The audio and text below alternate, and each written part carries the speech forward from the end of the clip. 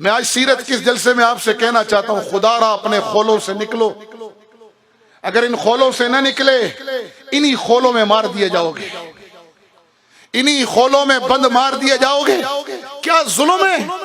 جو تبلیغ میں نکلا ہے وہ جہاد کی مخالفت کر رہا ہے، جو جہاد میں نکلا ہے وہ مدرسوں کو ٹیڑھی نگاہوں سے دیکھ رہا ہے اور کہہ رہا ہے یہ کچھ نہیں کر رہے، اور جو مدرسوں میں بیٹھا ہوا ہے وہ مجاہدین کا انکار کیے بیٹھے ہیں، اور جو جہاد میں نکل جائے وہ خانقاہوں والے سیاست والے فلاحی کاموں کا۔ یہ کیا ظلم برپا ہے؟ تم نبی کی امتی ہو یا کسی شعبے کے غلام ہو؟ تم نے رسول اللہ کی غلامی کا توق پہنا ہے یا کسی شعبے کی غلامی کا توق پہنا ہے؟ اگر یہ کام تم اپنے باپ کے گھر سے لائے تھے پھر لڑو، کیونکہ یہ تمہارے باپ کی جائیداد ہے۔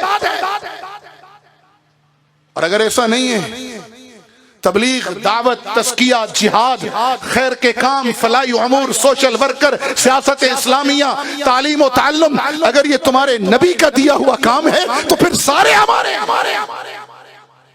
کیوں تقسیم ڈال رکھی ہے؟ ایک چلہ لگاتے نہیں، علماء پر باتیں شروع ہو جاتی ہیں، جہاد کے میدانوں کا ایک پھیرا لگتا نہیں ہے اور خانقاہوں پہ باتیں شروع ہو جاتی ہیں۔ دو ضربیں لگانی ابھی آئی نہیں ہیں، پہلے لطیفے کا سبق ابھی پار کیا نہیں ہے اور بیٹھ کر انگلیاں اٹھاتے ہو سوشل ورکروں پر، اور ان کو دیکھو سوشل ورکر بن گئے، کنویں کھود رہے ہیں، نمازوں سے غافل ہیں، شادیاں کرا رہے ہیں، دین سے غافل ہیں، جہاد سے غافل ہیں، عبادت سے غافل ہیں، تزکیے سے غافل ہیں، اور سیاست اسلامیہ کر رہے ہو تو باقیوں کا انکار مت کرو۔ بنفسی، نہ میں مدرس ہوں، نہ صوفی ہوں، نہ مبلغ ہوں، نہ مجاہد ہوں، نہ سوشل ورکر ہوں، نہ سیاستدان ہوں، کچھ نہیں ہوں۔ کیا حیثیت ہے میری؟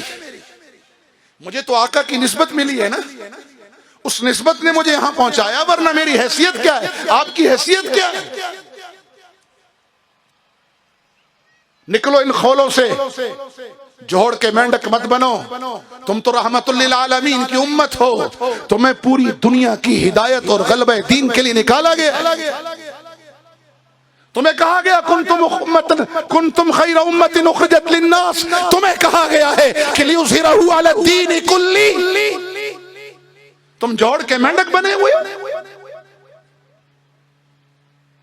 تبلیغ اگر تمہارے باپ کا، میرے باپ کا کام ہے تو پھر لگے رہو، پھر سب کا انکار کر دو۔ جہاد باپ کے گھر سے لے کر آئے ہو تو سب کا انکار کرو، ایسا نہیں ہے۔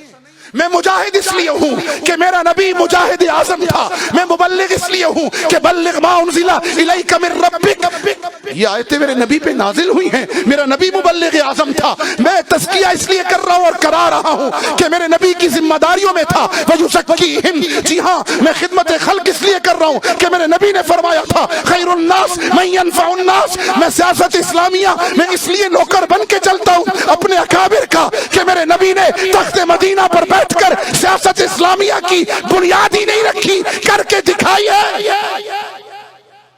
اور میں مدرسوں کا نوکر اس لیے ہوں، میں علماء کی جوتیاں اس لیے سیدھی کرتا ہوں، ان کو وارث انبیاء اس لیے سمجھتا ہوں کہ میرے نبی نے فرمایا انما بعثت معلما، اور میں تو آیا ہی معلم بن کر ہوں۔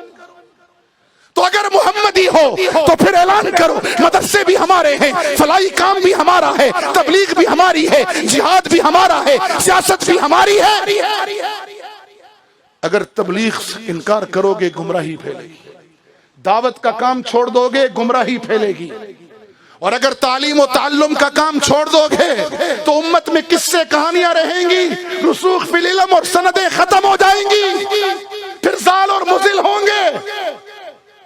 اور اگر تزکیہ نفس چھوڑ دو گے لوگ شیطان سے بڑے نفس پرست بن جائیں گے، اور اگر جہاد چھوڑ دو گے تو 1.5 ارب ہو کر بھی ذلیل ہو جاؤ گے، اور اپنے بھائی کے منہ میں خود نوالا نہیں ڈالو گے تو کافر این جی او نوالا ڈالیں گی، ایمان لے جائیں گی۔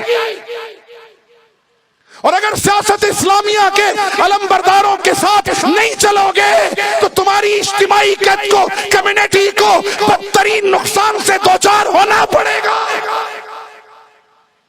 سمجھو بات کو، نکلو جغرافیہ پرستی سے، نکلو قومیت و صوبائیت اور فرقوں کی لعنت سے، تم محمدی ہو۔